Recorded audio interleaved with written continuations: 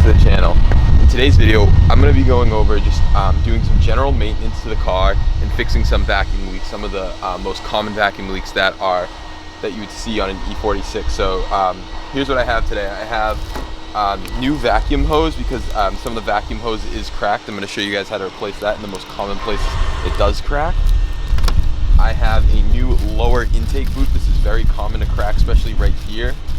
So we're replacing this. This is a genuine BMW part.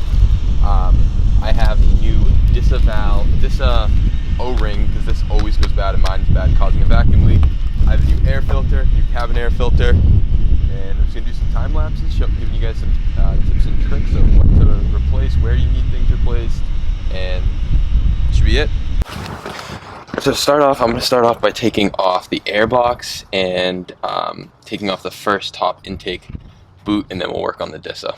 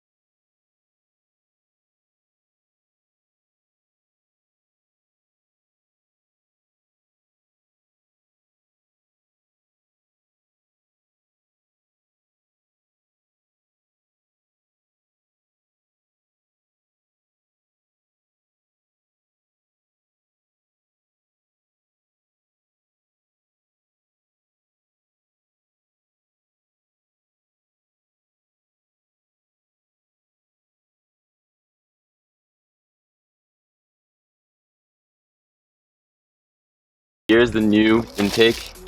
There's the part number. It's a genuine BMW one. It's 1354138538759. Again, link to all this will be in the description.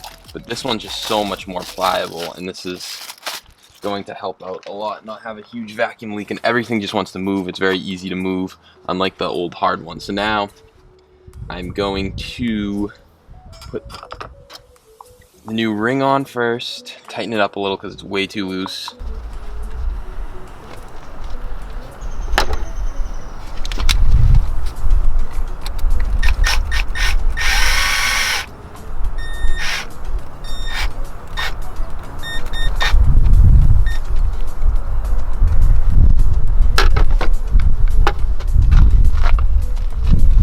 Now it is on tighter, it still wants to pop off a little bit better than what it was.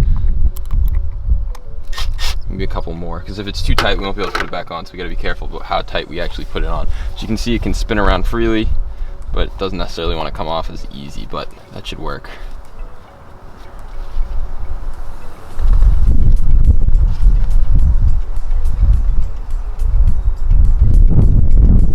Actually, sorry about that, I put it on the wrong way. It needs to go on this way.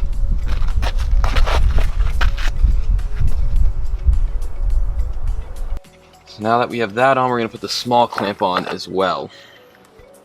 Again, since it's going to be sitting, now we're going to transfer this old one right here. This one right here, we're going to transfer it over to it. And same thing, loosen it up.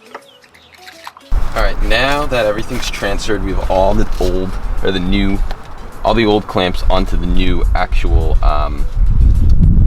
lower intake. We're going to install it. Make sure that your actual clamp is facing up this way, and this is facing up this way, because that's the only way you'll have access to tighten it. So let's put it on now. It's just going over the actual throttle body.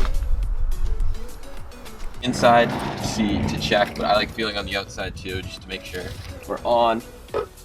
And looks like we're on all the way. So now I'm just gonna test fit this one, see how it fits, to see if I have to slide it over the top one, and it looks like it should fit on perfect. So I am going to tighten up the bottom one now. And your clamp probably did slide down, so you have to slide it back up, and this is kind of difficult because you have to hold it with one hand while you tighten with the other one.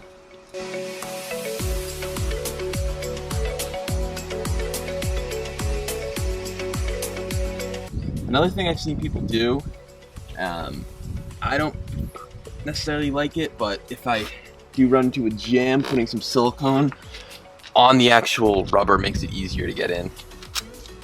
So now you're going to take your DISA. Again, be careful, make sure this metal piece is pushed back in. It actually does have its own seating.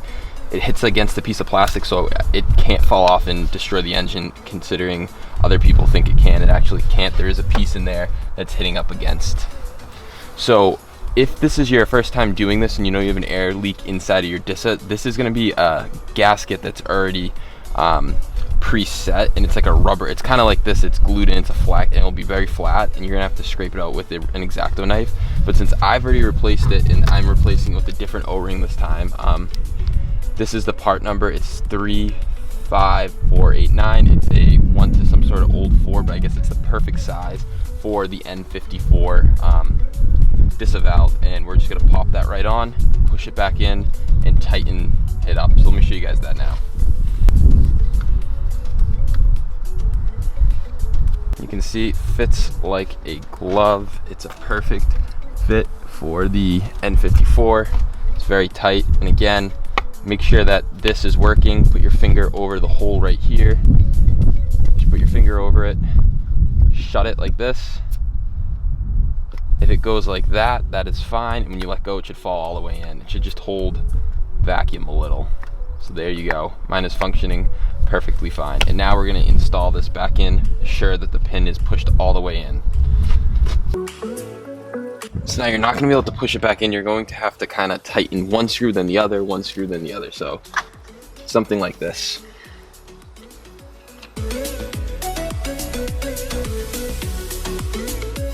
Alright, so now that they're both seated in there, what I'm going to do is tighten top, bottom, just alternate back and forth so it sits evenly. And this will ensure that you're getting a good seal, just because this is a big, I think the O-ring is a little bigger than what's actually meant for, because it's more of a flat one. But again, stupid to go out and buy a new DISA. Alright, making a nice connection. And now we're going to throw back on the actual connector, and it's making a nice tight seal using that new O-ring.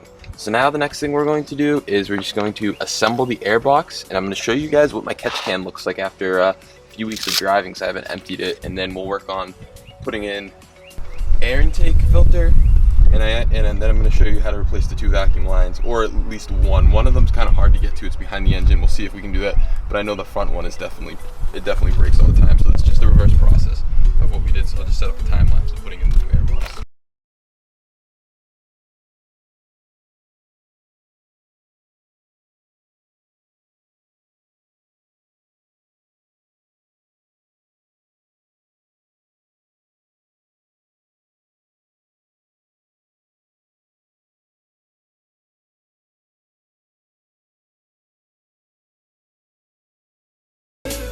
So hopefully you have a good view of the actual catch can, and what I'm going to do is there's a little dipstick and I can see there's stuff in it, but let's actually see what's inside of it. So I'm going to pull it out, and I'm going to try to keep it straight for the most part.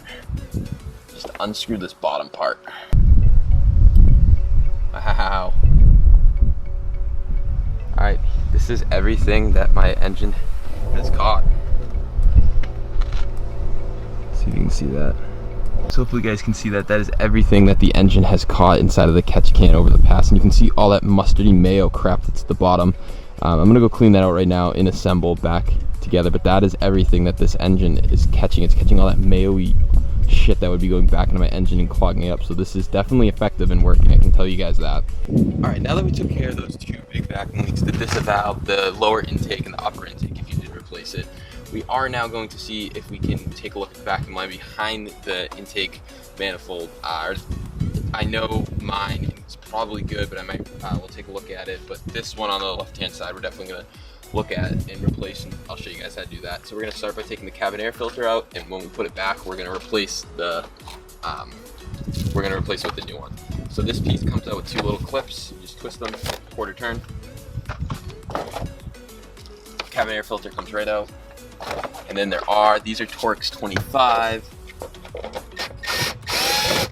You can buzz those right out. There's 4 of them. And you can try to leave them in place, which I try to do. And then the whole tray, once you pop off these connectors right here, you might need a screwdriver, but once you pop off all these connectors, drops out, move it out of the way, pull down the wires, your battery, your coil packs, connectors, and then anything else you have running up with that. And this pulls up just like that. It's probably hard for you guys to see, but back there's the line. You should just feel for it. It goes into a hard line, and mine crumbled just like that. So I am going to replace that. Here's the vacuum line. I'm just going to cut it to size and try to route it behind. So I got all the vacuum line off the back, the actual intake manifold, and you just have to feel around for it, but I can show you the actual hard line